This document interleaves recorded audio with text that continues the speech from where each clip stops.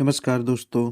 प्रस्तुत है मुंशी प्रेमचंद्र द्वारा लिखी एक बहुत ही मज़ेदार कहानी मोटर के छींटे। क्या नाम की प्रातःकाल स्नान पूजा से निपट, तिलक लगा, पीताम्बर पहन, खराउ पाँव में डाल, बगल में पत्रा दबा, हाथ में मोटा सा शत्रु मस्तक भंजन ले एक जजमान के घर चला। विवाह की सतायन विचारनी थी। कम से कम एक कलदार का डोल था, जलपान ऊपर से। और मेरा जलपान मामूली जलपान नहीं है। बाबुओं को तो मुझे निमंत्रण करने की हिम्मत ही नहीं पड़ती। उनका महीने भर का नाश्ता मेरा एक दिन का जलपान है। इस विषय में तो हम अपने सेठों साहूकारों के कायल हैं। ऐसा खिलाते हैं तो हम अपने इतने खुले मन से कि चोला आनंदित हो उठता है। जजमान का दिल देख कर ही मैं निमंत्रण स्वीकार करता हूँ। खिलाते समय किसी ने रोनी सूरत बनाई और मेरी क्षुधा गायब हुई। रोकर किसी ने खिलाया तो क्या, ऐसा भोजन कम से कम मुझे नहीं पचता। जजमान ऐसा चाहिए कि ललकारता जाए, लो शास्त्री जी एक बालूशाही, और कहता जाऊँ, नहीं जजमान अब नहीं। रात खूब वर्षा हुई थी। सड़क पर जगह जगह पानी जमा था। मैं अपने विचारों में मग्न चला जाता था कि एक मोटर छप छप करती हुई निकल गई। मुंह पर छींटे पड़े। जो देखता हूँ तो धोती पर मानो किसी ने कीचड़ घोल कर डाल दिया हो। कपड़े भ्रष्ट हुए वह अलग, देह भ्रष्ट हुई वह अलग, आर्थिक क्षति जो हुई वह अलग। अगर मोटर वालों को पकड़ता तो ऐसी मरम्मत करता कि वे याद करते। मन महसूस कर रह गया।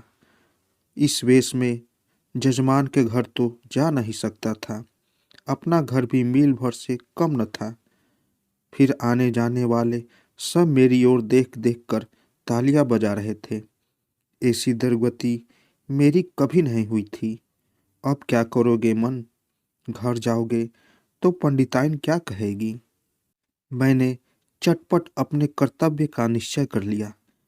इधर उधर से 10-12 पत्थर के टुकड़े बटोर लिए और दूसरी मोटर की राह देखने लगा।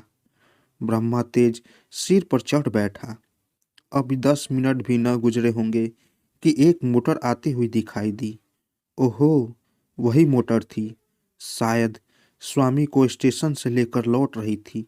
जेब ही समीप आई, मैंने एक पत्थर चलाया, भरपूर जोर लगाकर चलाया। साहब की टोपी उड़कर सड़क के उस बाजू पर गिरी। मोटर की चाल धीमी हुई। मैंने दूसरा फेंक दिया। खिड़की के शीशे चूर चूर हो गए और एक टुकड़ा साहब बहादुर के गाल में भी लगा। खून बहने लगा। मोटर रुकी और साहब उतरकर मेरी तरफ आए और घूंसा तान कर बोले, सुअर, हम तुमको पुलिस में देगा। इतना सुनना था कि मैंने पोथी पत्रा जमीन पर फेंका और साहब की कमर पकड़कर अरंगी लगाई तो कीचड़ में भद से गिर पड़े। मैंने छट से सवारी गांठी और गर्दन पर एक 25 रद्दे ताबड़तोड़ जमाए कि साहब चौधिया गए। इतने में उनकी भतीजी पत्नी जी उतर आई। एड़ी ऊंची का जूता, रेशमी साड़ी, गालों पर पाउडर, होठों पर रंग, भौं पर स्याही, मुझे छाते से गोदने लगी। मैंने साहब को छोड़ दिया और डंडा संभालता हुआ बोला, देवी जी, आप मर्दों के बीच में न पड़े। कहीं चोट चपेट आ गया तो मुझे दुख होगा। साहब ने अवसर पाया तो संभल कर उठे और अपने बूटदार पैरों से मुझे एक ठोकर जमाई। मेरे घुटने में बड़ी चोट लगी। मैंने बौखलाकर डंडा उठा लिया और साहब के पांव पर जमा दिया। वह कटे पेड़ की तरह गिर पड़े। मेम साहब छतरी तान कर दौड़ी। मैंने धीरे से उनकी छतरी छीनकर फेंक दी। ड्राइवर अभी तक बैठा था। अब वह भी उतरा और छड़ी लेकर मुझ पर पील पड़ा। मैंने एक डंडा उसको भी जमाया। वह लौट गया। 50 आदमी तमाशा देखने जमा हो गए। साहब भूमि पर पड़े पड़े बोले, रास्कल, हम तुमको पुलिस में देगा।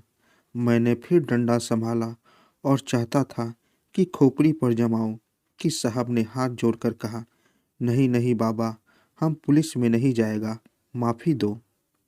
मैंने कहा, हाँ, पुलिस का नाम न लेना, नहीं तो यही खोपड़ी रंग दूंगा।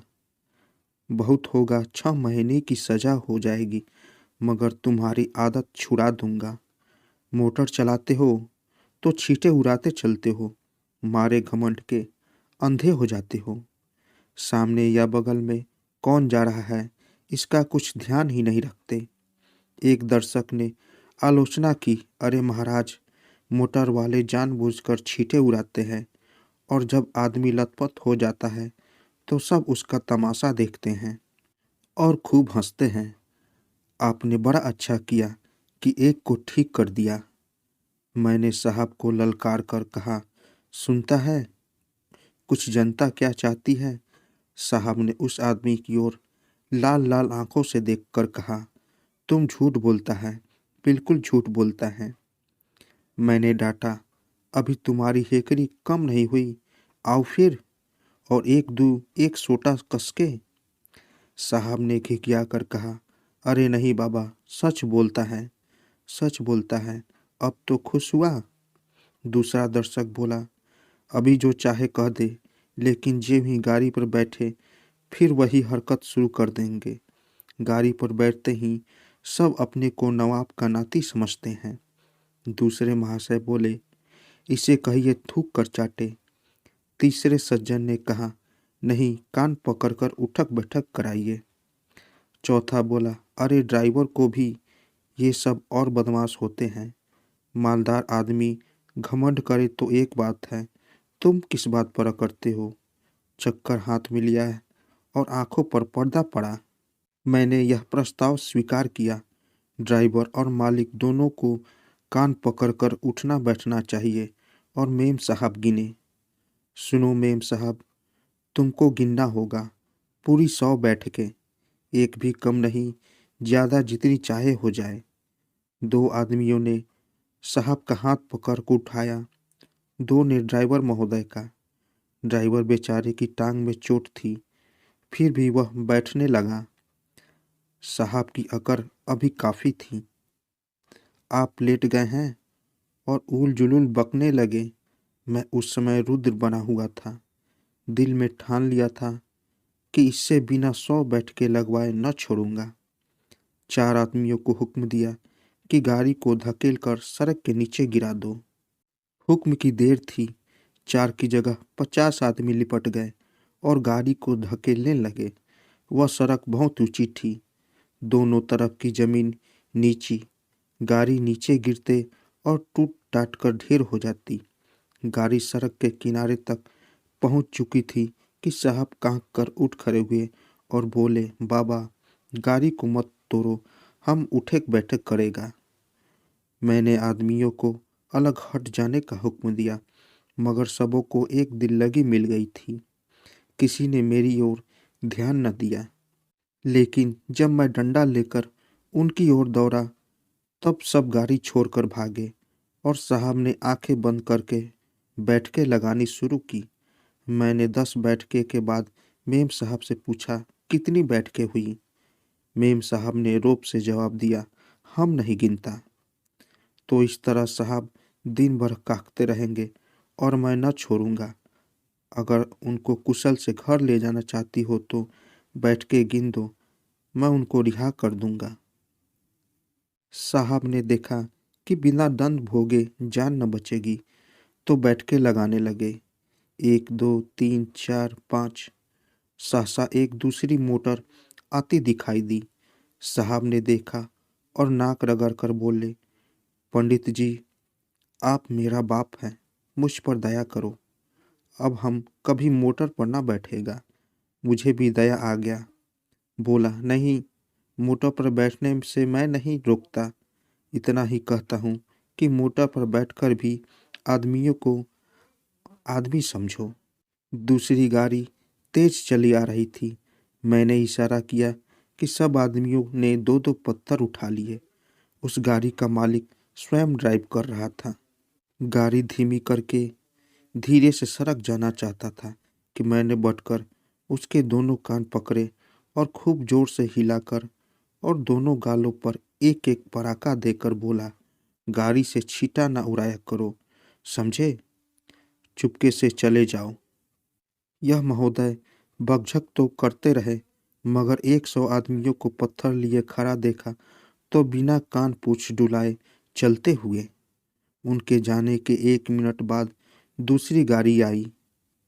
मैंने 50 आदमियों को राह रोक लेने का हुक्म दिया। गाड़ी रुक गई।